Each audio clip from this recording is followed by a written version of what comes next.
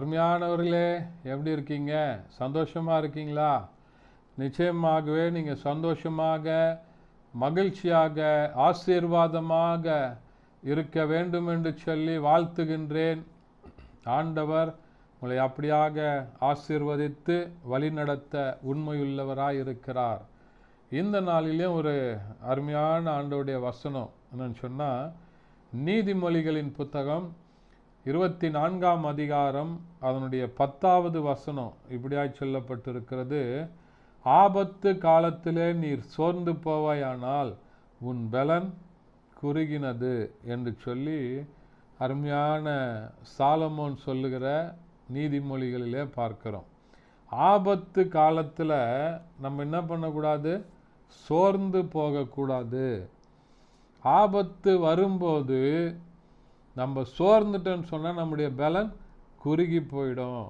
சோர்வை பிசாசானவன் நமக்கு கொண்டு வருகிறான். நம்மளை எப்படியாவது உங்களை விசுவாச வாழ்க்கையில் இருந்து விழத்தள்ளணும்னு சொல்லி அநேக போராட்டங்களை கொண்டு வந்து ஆபத்துகளை கொடுத்து உங்களை அவன் சோர்ந்து போக பண்ணுகிறான். உங்களுடைய பலனை குன்றி போக பண்ணுகிறான். இந்த நேரத்தில் விசுவாசத்தில் நீங்கள் நிலைத்திருக்கும் போது, ஆபத்துகள் வரும்போது, இதை காட்டிலும் பெரியவர் என்னோடு கூட இருக்கிறார்னு சொல்லி நீங்கள் விசுவாசத்தை அறிக்கை செய்து ஜெபித்து கர்த்தரை துதிக்கணும். நல்ல ஆவியில் நிறைந்து ஜெபம் பண்ணணும். இப்படிப்பட்ட அனுபவத்துக்குள்ள நீங்கள் வரும்போது ஆண்டவர் பெரிய காரியங்களை செய்கிறார்.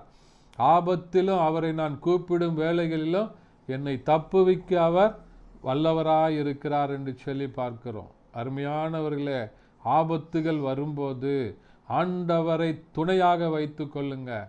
எந்த பிரச்சனையாக இருந்தாலும் சரி, ஒருவேளை ஒரு திடீர்னு ஒரு செக்கப்புக்கு போகிறோம், இப்படிப்பட்ட போராட்டம் இருக்குது அப்படின்னு சொல்லிட்டாங்க, டாக்டர்ஸ் பயமுறுத்துகிறாங்க, இன்னும் பலவித பிரச்சனைகள், எல்லா சூழ்நிலைகளிலும் நீங்கள் கர்த்தரை துதிப்பதை விட்டுடாதீங்க. கர்த்தரை துதிங்க, சோர்ந்து போகாதீங்க, தேவ பலத்தினால நிரம்புங்க. ஆவியில் நிறைந்து ஜெபிக்கும் போது ஆண்டவர் புதிய பலத்தை தருகிறார், புதிய உற்சாகத்தை தருகிறார்.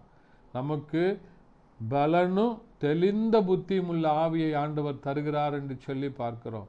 பரிசுத்த ஆவியில் நிறைந்து ஜெபம் பண்ணுங்க. சோர்வுகள் எல்லாவற்றையும் ஆண்டவர் எடுத்து போட்டு உங்கள் பயத்தில் இருந்து உங்களை விடுதலையாக்கி பாதுகாக்க ஆண்டவர் உண்மையுள்ளவராக இருக்கிறார். ஜெபிக்கலாமா? பரிசுத்த பிதாவே, மை துதிக்கிறோம், மை ஸ்தோத்தரிக்கிறோம், உடைய நாமத்தை மகிமைப்படுத்துகிறப்பா.